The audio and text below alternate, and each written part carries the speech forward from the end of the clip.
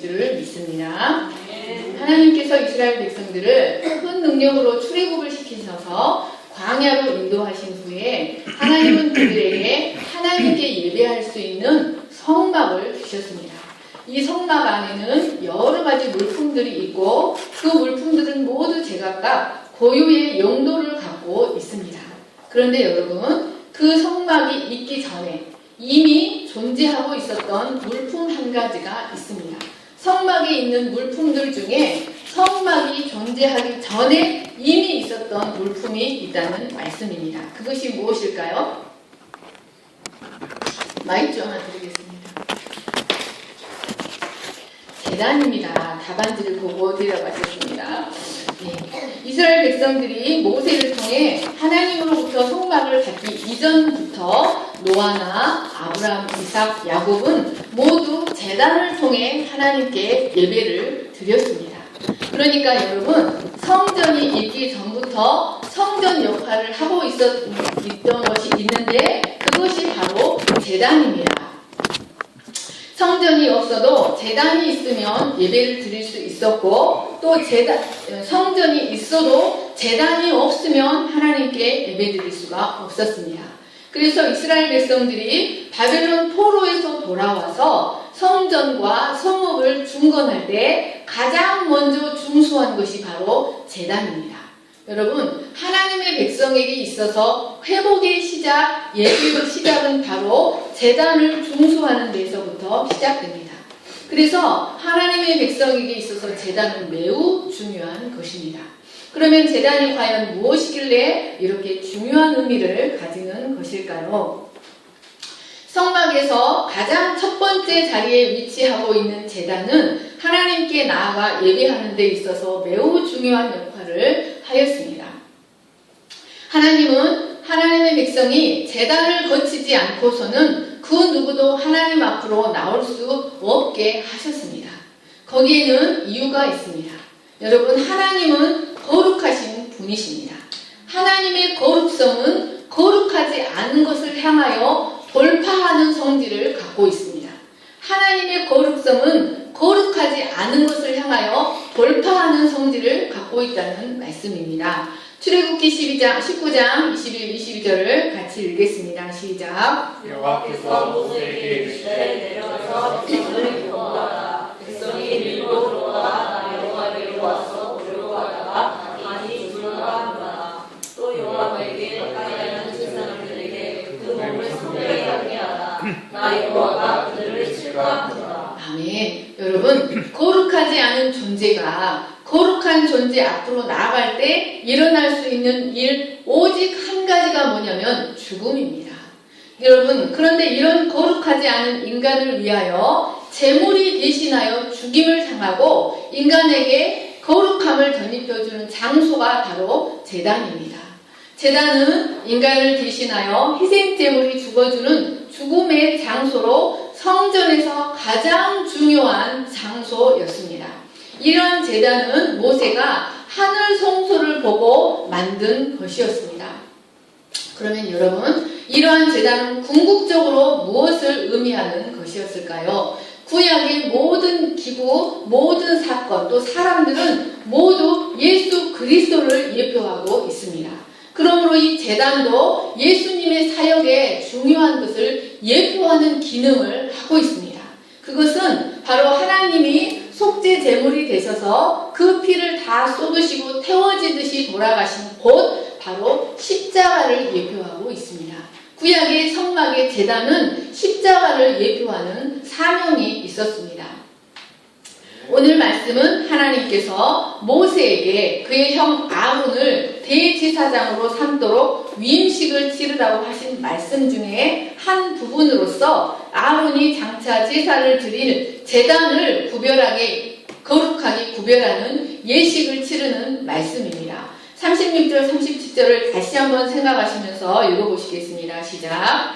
매일 수송하지 않고 숙제하기 위하여 숙제제를 드리며 또 제단을 위하여 숙제하여 깨끗하게 하고 그것에 기름을 부어 거룩하게 하라.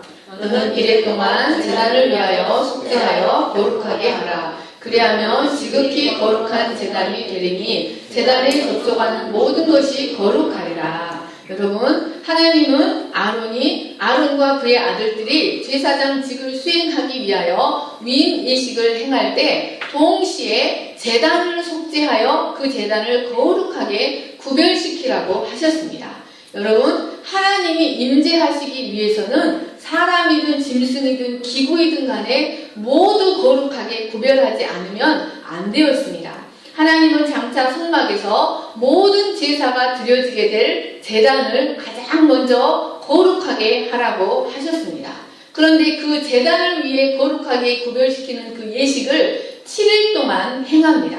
성경에서 7은 완전수를 의미하였습니다. 그러므로 7일 동안 그 제단을 거룩하게 구별한다는 것은 그 제단을 완전하게 구별시킨다. 완전하게 거룩하게 한다는 말씀입니다.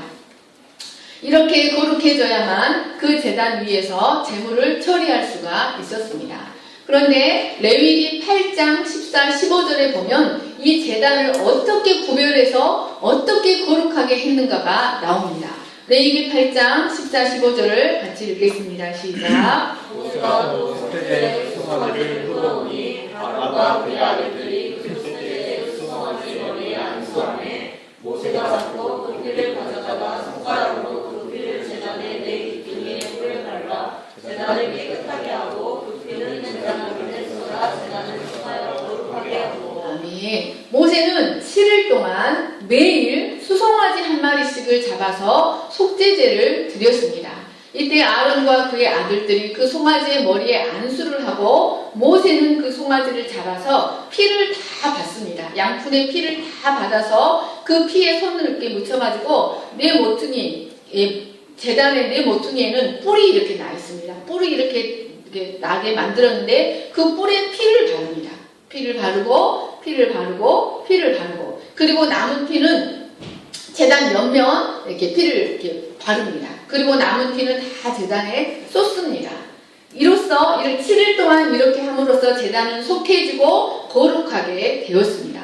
그리고 이제부터 대제사장은 그 제단을 통하여 제물을 잡고 제사장직을 수행할 수가 있게 되었습니다.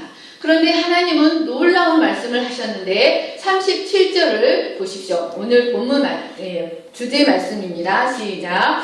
너는 이랫동안 제단을 위하여 속죄하여 거룩하게 하라. 그리하면 지극히 거룩한 제단이 되리니 제단에 접촉하는 모든 것이 거룩하리라. 아멘. 7일 동안 예식을 치른 제단이 거룩하게 되어서 그곳에 접촉하는 모든 것을 거룩하게 할 수 있는 능력을 갖게 된다고 하였습니다. 여러분, 반드시 기억해야 할 것이 있습니다.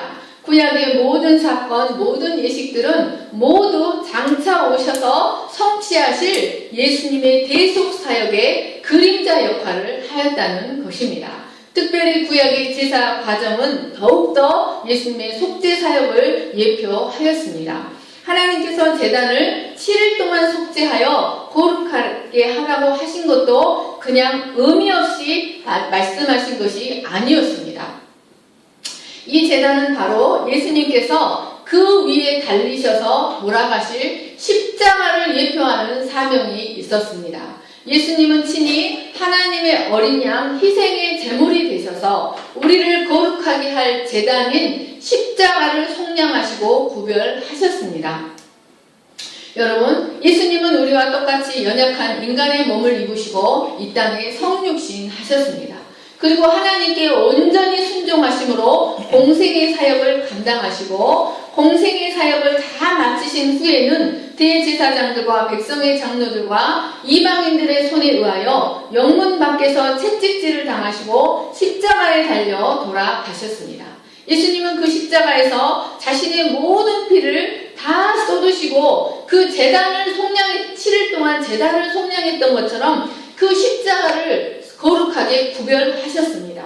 그리고 자기에게로 나아오는 자, 그 십자가 앞으로 나와서 그 십자가에 접촉하는 모든 자를 거룩하게 하는 능력을 그 십자가에 덧입히셨습니다. 여러분, 수많은 세월 동안 한없는 짐승들의 피가 발라지고 쏟아졌던, 그리고 수많은 제물들이 올려져서 태워졌던 그 제단의 실체가 바로 예수님의 십자가라는 말씀입니다. 예수님은 친히 속죄 양이 되셔서 십자가에서 모든 피를 흘리셨습니다.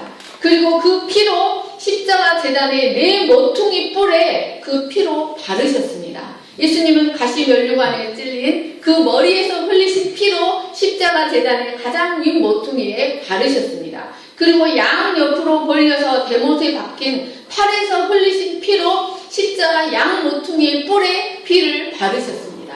그리고 밑으로 모아져 대못에 박힌 발에서 흘리신 피로 십자가 제단의 아랫 모퉁이에 피를 바르셨습니다. 이렇게 십자가 제단의 네 모퉁이에 뿔에 피를 바르고 남은 피는 모두 십자가 밑에 쏟으심으로 그 십자가 제단을 거룩하게 하는 능력을 가진 십자가가 되게 하셨습니다. 예수님이 십자가에서 죽으심과 동시에 모든 인류 앞에, 모든 피조세계 앞에 그 그림자였던 제단의 실체가 무엇이었는가가 드러나게 되었습니다. 그럼 이 제단은 짐승의 피가 아니라, 구약의 제단은 짐승의 피로 거룩하게 하였지만 이제는 하나님 자신의 피로 그 십자가 제단을 구별하시고 거룩하게 하셨습니다. 그리고 그 앞으로 나오는 모든 사람을 거룩하게 할 수 있는 능력을 갖게 하셨습니다. 이제 그러므로 누구든지 그 십자가 제단에 접촉하는 자, 그 십자가를 믿음으로 만지는 자는 거룩하게 됩니다. 그리고 비로소 하나님 앞에 나아갈 수가 있게 됩니다. 이 십자가 제단을 거치지 않고는 그 누구도 하나님 앞에 나아갈 수가 없습니다. 그래서 자신의 인생을 하나님께 속함받기를 원하는 자, 자신의 인생이 하나님 보시기에 받으심직한 인생이 되기를 원하는 자는 반드시 십자가 제단 앞으로 나아가 그 뿔을 만져야 합니다. 그 십자가에 접촉되어야만 그 인생이 하나님 앞에 나아가며 하나님 앞에 카운팅이 되고 하나님 보시기에 하나님 받으심직한 인생을 살아갈 수가 있습니다. 여러분, 어떤 자가 십자가 제단의 필요성을 느끼고 그 십자가 제단 앞에 나가 그 십자가를 만질까요? 바로 죄악된 자신의 모습을 깊이 통찰하는 자입니다. 그리고 오라 나여 망하게 되었구나, 오라 나여 죽게 되었구나라고 자신에 대해서 깊이 절망하고 자신의 모습, 자신의 본질을 깊이 깨닫는 자입니다. 그리고 오직 예수 그리스도에게만 소망이 있고 예수 그리스도를 통해 내 영혼을 구원받을 수 있다는 사실을 깨닫고 깨어진 마음, 겸손한 마음으로 자신의 운명을 그분께 맡기고 나아가는 자가 십자가를 만질 수가 있게 됩니다. 그리고 그는 거룩하게 되어 하나님 앞으로 나아갈 수가 있게 됩니다. 사랑하는 여러분, 거룩하게 된다는 말은 하나님이 받으심직하게 된다는 말과 같습니다. 거룩하게 된다는 말은 하나님이 받으실 수 있는 인생이 된다는 의미입니다. 여러분, 거룩하게 된다는 말은 비로소 내 인생이 가치 있는 인생이 된다는 것을 의미합니다. 여러분, 우리 인생들은 본래적으로 부정합니다. 여러분, 아이는 작은 부정한 존재, 큰 늙은 사람은 늙은 부정한 존재, 청년은 젊은 부정한 존재, 인간은 모두 하나님 보시기에 문둥병자와 같이 부정한 존재에 불과합니다. 여러분, 이 십자가를 접촉하지 않으면 아무리 선하게 살고 아무리 큰 능력을 소유하고 큰 지혜를 소유하고 아무리 위대한 업적을 쌓았다 할지라도 하나님 보시기에는 부정한 인생에 불과하다는 사실을 깨달아야 합니다. 이 세상 만물을 창조하시고 이 세상을 자기 뜻대로 주권적으로 이끌어 가시며 우리의 영원한 생과 사를 주관하시는 하나님 보시기에 가치 있는 인생이 되지 못합니다. 그러나 여러분, 반드시 기억하시기를 축복합니다. 우리가 아무리 부정한 인생을 살았다 할지라도 하나님의 심판 앞에서 자신의 절망적인 모습을 직면하고 진실한 믿음으로 그 십자가에 접촉하기만 하면, 여러분, 혈루증 앓는 여인이 내가 그 옷가만 만져도 살리라 하는 그 믿음으로 우리가 십자가 십자가에 접촉하기만 하면 우리는 거룩한 인생이 될 수 있습니다. 십자가에 접촉한 순간부터 우리는 하나님이 받으신 지가 인생을 살아갈 수가 있습니다. 사람들은 자기 인생이 가치 있는 인생이 되고 하나님 보시기에 사람 보시기에 받으신 지가 인생이 되기 위하여 온갖 수양을 하고 훈련을 하고 절제하고 의롭고 선한 행위로 하나님 앞에 자신을 세우려고 합니다. 자신의 인생을 가치 있는 인생이 되게 하려고 합니다. 그러나 이 모든 것들은 부정한 인간이 자기 스스로 십자가를 지려 하는 것으로 하나님 보시기에는 가치 없는 일들에 불과합니다. 그런 것으로는 인간이 진정한 구원을 얻을 수 없고 만족을 얻을 수 없고 진정한 안식과 행복을 얻을 수가 없습니다. 여러분, 본래적으로 부정한 우리 인생들이 가치 있는 인생이 되고 하나님이 받으신 지가 인생이 될 수 있는 길은 바로 거룩하게 하는 능력을 가진 제단인 십자가 앞으로 나아가 그 제단을 만지는 것입니다. 사랑하는 여러분, 예수님의 십자가 앞에 자신을 깊이 발견하시는 여러분들 되시기를 간절히 축원합니다. 그리고 십자가만이 나를 거룩하게 하고 십자가만이 나에게 구원의 길이 되심을 깨닫고 십자가를 접촉하시는 여러분들 되시기를 간절히 축원합니다. 예수님께서는 십자가를 만지는 자를 거룩해 하시기 위하여 십자가에서 그 제단을 속량하셨습니다. 그런데 이제 십자가를 접촉했다면 우리가 알아야 할 것이 있습니다. 그것은 십자가를 접촉하는 것은 거룩한 삶의 시작일 뿐이라는 것입니다. 십자가를 접촉하는 것은 가치 있는 인생을 살기 위한 시작입니다. 예수 그리스도의 십자가를 접촉한 사람이 해야 할 일이 두 가지가 있습니다. 로마서 12장 1절 말씀을 같이 읽겠습니다. 시작. 그러므로 형제들아, 내가 하나님의 모든 자비하심으로 너희를 권하노니 너희 몸을 하나님이 기뻐하시는 거룩한 산 제사로 드리라. 이는 너희의 드릴 영적 예배니라. 여러분, 십자가 제단을 접촉한 사람은 이제 십자가 제단 위에 드려진 예수님의 몸 위에 자신을 제사로 드리는 삶을 살아야 합니다. 이 로마서 12장 1절에 하나님이 기뻐하시는 이라는 말은 우리의 몸을, 너희 몸을 하나님이 기뻐하시는 이라는 말은 하나님이 받으시기에 합당한 상태로 두어라는 뜻입니다. 하나님이 기뻐하시는 합당한 상태로 두고 제사를 드려야 합니다. 구약에서 제물은 여러분 흠없는 제물을 드렸고 산 것을 잡아서 드려야 했습니다. 죽음에 접촉된 제물이 만약에 부정한 것이나 죽음에 접촉되었다면 그 제물은 하나님께 제물로 바칠 수가 없습니다.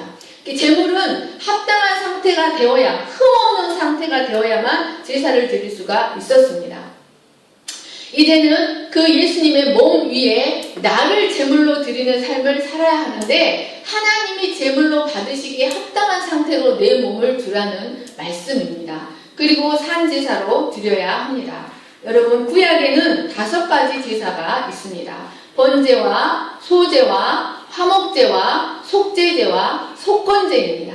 이 제사들은 모두 십자가를 통해 구원받은 자가 어떤 삶을 살아야 하는가를 예표하고 있습니다. 이 5가지 제사는 하나님의 언약 백성이 어떻게 살아야 하는가를 예표하는 기능을 갖고 있다는 말씀입니다. 그런데 이 5가지 제사 중에 가장 자주 드려지고 가장 으뜸인 제사가 있습니다. 가장 자주 드려지고 으뜸인 제사가 있는데 바로 번제입니다. 번제는 가죽만 남기고 나머지를 다 조각조각 자르고 내장을 깨끗이 씻어서 모두 태워서 드리는 제사입니다. 이 번제는 예수님께서 하나님의 공의를 만족시키기 위하여 자신을 제물로 드린 것을 예표하고 있습니다. 그런데 여러분, 나머지 제사들은 모두 이 번제 위에다가 드렸습니다. 나머지 제사들은 번제를 다 태우고 나서 또는 태우기 전에 이 번제 위에 소제를 올리고 번제 위에 화목제를 올리고 번제 위에 속제제, 속건제를 올린다는 말씀입니다. 이 번제 없이 다른 제사를 드릴 수 없습니다.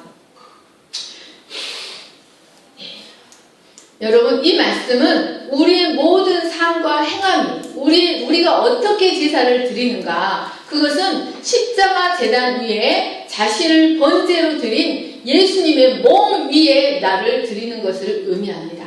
예수님의 몸 위에 포개져서 드려져야 합니다.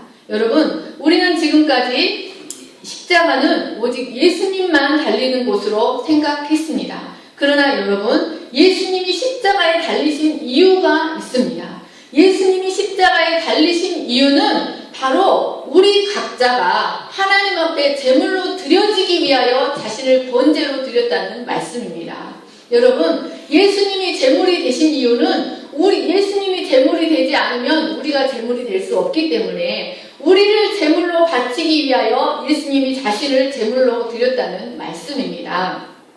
여러분, 하나님을 믿는다는 것은, 신앙생활이라는 것은 우리 자신을 제물로 드리는 것을 의미합니다. 여러분, 십자가는 바로 내가 죽어야 하는 제단입니다.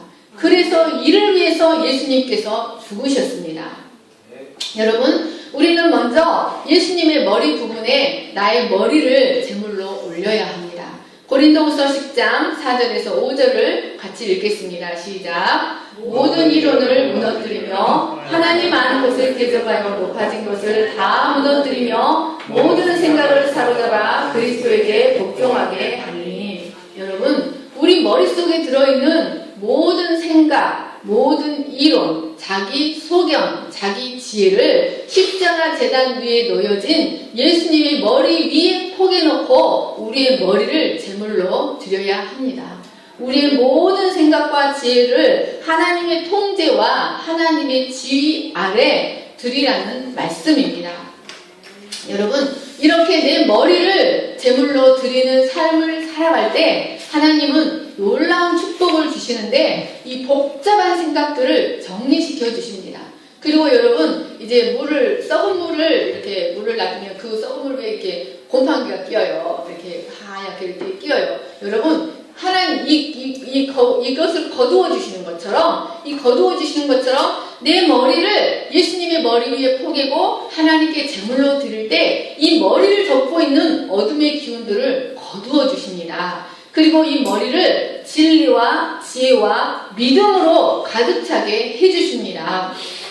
사랑하는 여러분, 여러분의 모든 생각과 여러분의 모든 이론을 주님 앞에 복종시키는, 사로잡아서 주님께 복종시키는 여러분들 되시기를 간절히 축원합니다. 여러분, 내 생각이 다 옳다고 생각하지 마시고 주님의 말씀 앞에 일단 거쳐야 합니다. 그리고 그 생각을 내려놓으시고 주님께 물으시기를 축복합니다. 주님께 물으면 여러분, 놀랍게도 주님이 내 생각을 바꾸어 주십니다. 그리고 지내놓고 보면 기도에서 받았던 생각이 옳았다는 것을 알게 됩니다. 여러분, 첫 번째 예배는 여러분의 생각을 사로잡아 그리스도에게 복종시키는 것입니다. 그러면 하나님은 여러분을 지혜롭게 하실 것입니다. 어디를 가든지 범사에 지혜롭게 행하는 자가 되게 하여 주십니다. 두 번째로 우리는 우리의 눈을 주님의 눈에 포개서 제물로 드려야 합니다. 우리의 눈이 예수님의 눈처럼 하나님이 창조하신 아름다운 세상을 볼 수 있게 하고 내 인생과 다른 사람의 인생에 감추어 두신 하나님의 창조의 섭리, 구속의 섭리를 볼 수 있는 눈이 되게 해야 합니다. 다른 사람의 단점을 살필 수 있는 눈, 다른 사람의 단점을 찾아 심판을 하는 눈이 아니라, 여러분, 그 눈은 내 눈을 사탄의 눈과 연합시켜서 사탄에게 제사를 드리는 것입니다. 우리는 하나님께 제사를 드리도록 부름을 받았습니다. 우리의 눈을 예수님의 눈과 겹쳐서 우리의 눈이 예수님의 눈이 보는 것처럼 창조의 섭리를 바라보고 구속의 섭리를 바라보고 하나님의 선한 손길을 볼 수 있는 복된 눈이 되게 해야 합니다. 그래서 죄악된 욕망을 따라 내가 내 욕망을 만족시킬 세상 것들을 보는 눈이 아니라 주님의 뜻을 따라 보든지 보지 않든지 해야 합니다. 우리의 귀를 주님께 봉헌하여서 주님의 귀와 연합시켜서 하나님의 말씀하시는 세미한 음성을 들을 수 있게 해야 합니다. 여러분, 우리의 입을 주님의 입에 포개서 우리의 입을 통해서 다른 사람을 지배하고 다른 사람을 정죄하고 다른 사람을 통제하려고 했던 것을 포기하고 이 입을 주님의 입처럼 하나님의 영광과 뜻을 드러내는데 사용해야 합니다. 하나님의 말씀의 기이한 법을 이 입을 통해 말해야 합니다. 그리고 다른 사람들의 영혼을 소생시키고 다른 사람들의 영혼을 묶인 것을 풀어주는 말을 하는데 사용해야 합니다. 내 손은 주님의 손에 포개져서 내 손으로 하는 모든 사업과 봉사가 예수님이 하시는 것처럼 되어야 합니다. 여러분, 그럴 때 여러분 손으로 하는 모든 것들을 주님께서 축복해 주십니다. 그럴 때 우리는 모세처럼 손을 들어서 주님의 손이기 때문에 우리 손으로 홍해를 가를 수도 있고 아말렉을 쳐부술 수도 있습니다. 또한 우리는 우리의 발을 주님의 발에 포개서 제물로 드려야 합니다. 그래서 예수님이 하나님이 어디로 인도하시든지 따라갔던 것처럼 우리도 우리 주님이 어디로 인도하시든지 따라갈 수 있는 그런 발이 되어야 합니다. 그리고 복음을 전하는 아름다운 발이 되어야 합니다. 여러분, 내 발을 주님의 발에 포개야만 주님이 내 인생을 가장 평탄하게 하시고 안전하게 하시고 가장 빠르게 목적지로 인도해 주십니다.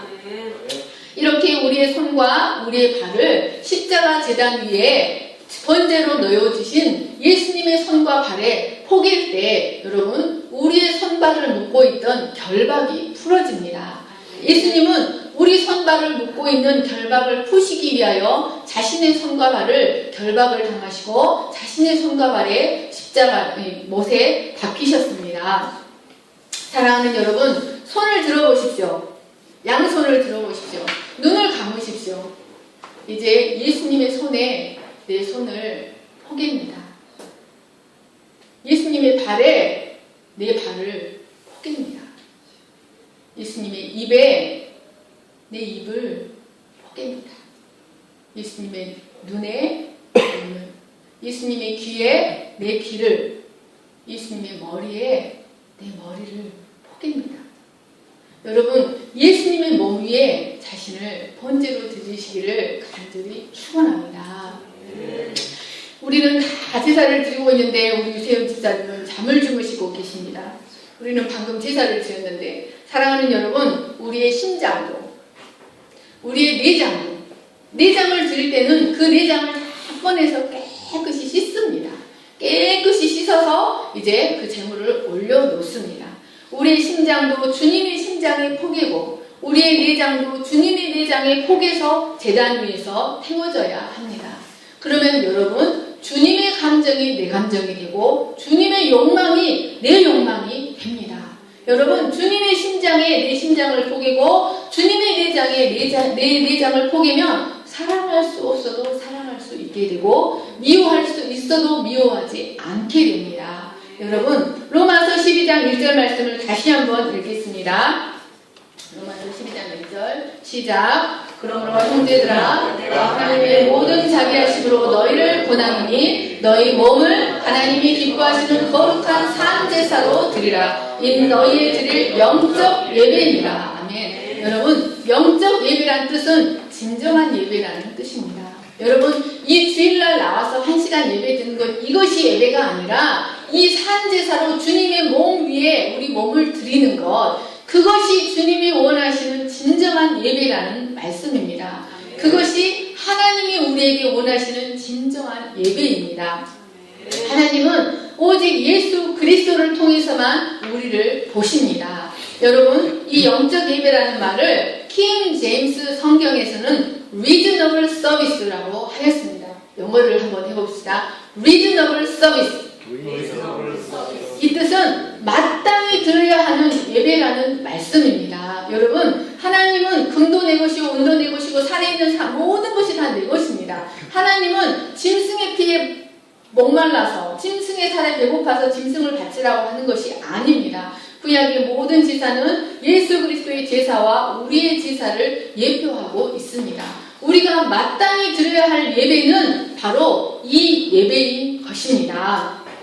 매일의 삶 가운데서 내 모든 지체가 주님의 몸 위에 포개져서 태워지는 것, 그것이 하나님이 원하시는 제사입니다. 여러분, 이렇게 제사를 드릴 때 어떤 것이 나타나는 줄 아십니까? 여러분, 레위기 10장에 보면은 하늘에서 불이 내려서 이렇게 계명대로 하나님이 명령하신 대로 다 지켰을 때 하늘에서 불이 내려서 그 제물을 태웠습니다. 그리고 하나님이 명령하신 대로 다 준행해서 성막을 만들었을 때 그 성막에 영광이 가득했습니다. 여러분, 하나님 이렇게 제사를 드리는 삶을 살아갈 때 하나님의 영광이 여러분의 심령을 채우십니다. 하나님의 영광이 여러분의 가정을 채우십니다. 하나님의 영광이 여러분의 심령에 가득하고 여러분의 가정이 가득하면 여러분은 어디를 가든지 존귀한 대접을 받습니다. 하나님은 여러분이 세상에 나가서 밟히는 소금처럼 되기를 원하지 않으십니다. 여러분, 하나님의 영광이 가득하여 여러분이 존귀한 인생이 되기를 원하십니다. 그런 예배를 드릴 때 여러분은 존귀한 자가 됩니다. 아멘. 사랑하는 여러분, 예수님의 십자가는 하나님의 영광을 위한 것이요, 또 우리를 영화롭게 하기 위한 것입니다. 여러분이 영화롭게 되고 여러분이 존귀하게 되어야 하나님이 영광을 받으십니다. 아멘. 여러분, 십자가는 하나님의 명예를 위한 것입니다. 십자가는 하나님의 영광을 위한 것이요, 우리를 영화롭게 하기 위한 것임을 깨달으시는 여러분 되시기를 간절히 축원합니다. 그런데 십자가에 접촉했다고 하면서 그 십자가에 나를 내어드리지 않는 삶을 산다면 그는 십자가와 전혀 상관없는 사람입니다. 그는 살았다는 이름만 가졌을 뿐, 크리스찬이라는 이름만 가졌을 뿐 실상은 죽은 자입니다. 그의 삶에는 죄가 그쳐지는 능력이 나타나지 않고 하나님의 영광이 나타나지 않고 영적으로 무능한 삶을 살 수밖에 없습니다. 그러므로 사랑하는 여러분, 우리의 머리, 우리의 언어, 우리의 생각, 감정, 우리의 모든 봉사, 우리의 모든 사업, 우리의 모든 것이 놓여야 할 장소가 십자가 제단 위 번제물로 드려진 예수님의 몸이라는 사실을 기억하시기를 간절히 축원합니다. 네. 두 번째로 십자가 제단에 접촉한 자는 이제 예수님의 살과 피를 먹는 삶을 살아야 합니다. 요한복음 6장 51절에서 57절을 같이 읽겠습니다. 시작. 나는 하늘에서 내려온 살아있는 떡이니 사람이 이 떡을 먹으면 영생하리라. 내가 줄 떡은 그 세상의 생명을 위한 내 살이니라. 예수께서 이르시되 내가 진실로 진실로 너희에게 이르노니 인자의 살을 먹지 아니하고 인자의 피를 마시지 아니하면 너희 속에 생명이 없느니라. 내 살을 먹고 내 피를 마시는 자는 영생을 가졌고 마지막 날에 내가 그를 다시 살리리니 내 살은 참된 양식이요 내 피는 참된 음료로다. 내 살을 먹고 내 피를 마시는 자는 내 안에 거하고 나도 그의 안에 거하느니 살아계신 아버지께서 나를 보내심에 내가 아버지로 말미암아 사는 것 같이 나를 먹는 그 사람도 나로 말미암아 살리라. 아멘.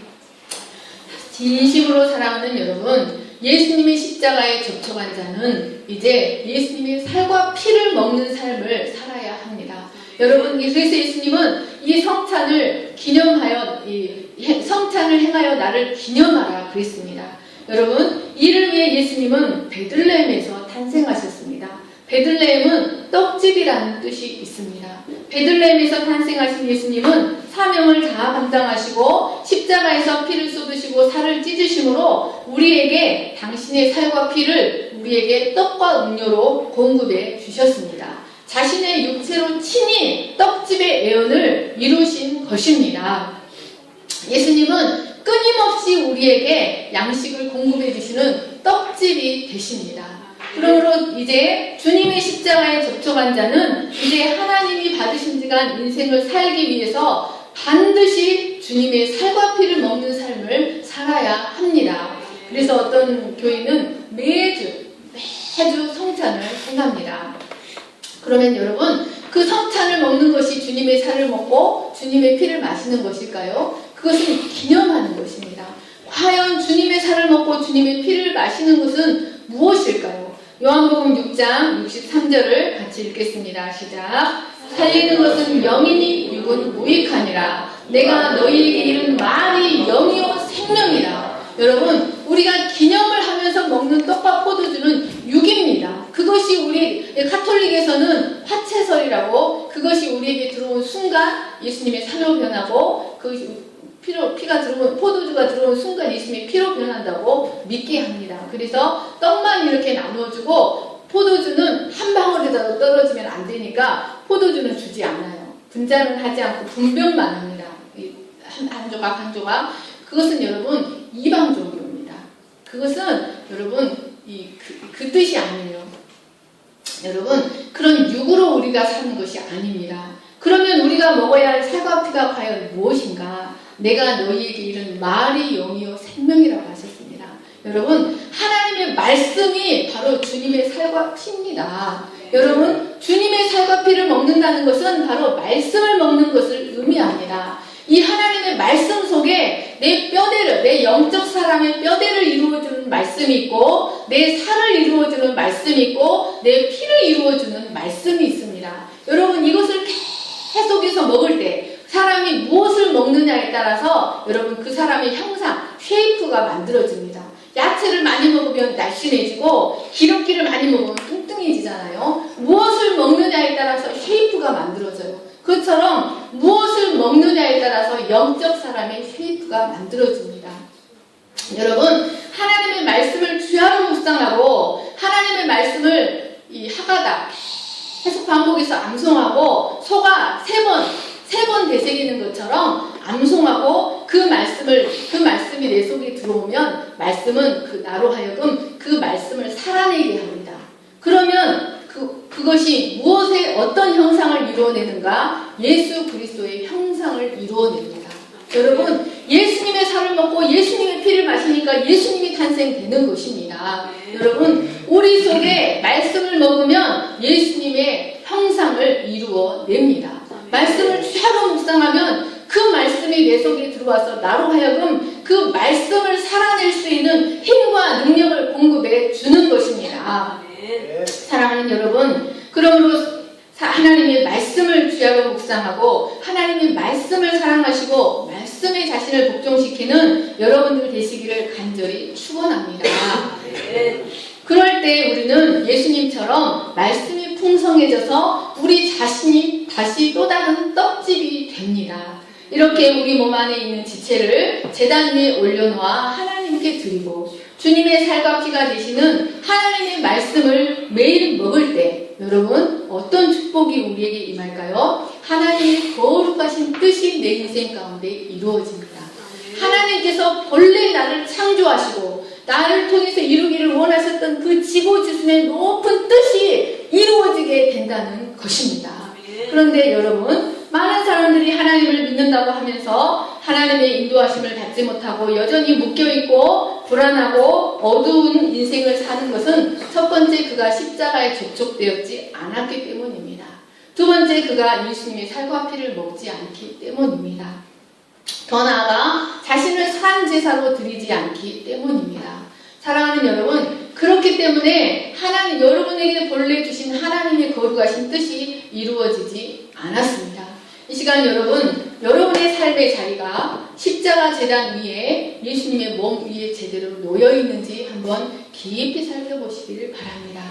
여러분, 여러분의 손의 자리, 여러분이 발이 있어야 할 자리, 여러분의 눈이, 여러분의 입과 귀가 있어야 할 자리는 십자가 제단 위 예수님의 몸뚱아리 위입니다.